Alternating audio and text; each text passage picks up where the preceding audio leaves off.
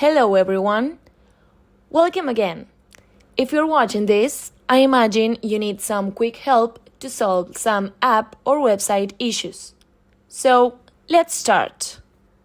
Today we're going to see how to remove Meta Account Center from Instagram.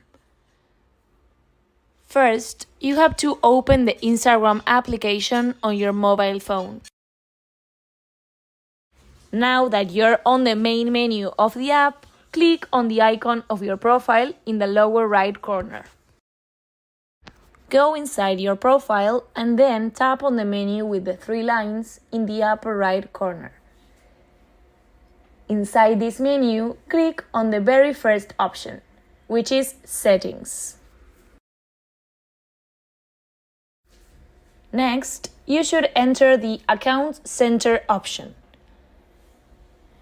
Below the Account Settings menu, click on Accounts.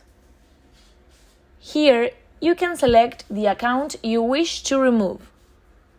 Then tap on Remove and then proceed by clicking Continue. I hope with these tips you have been able to figure out how to remove Meta from Instagram.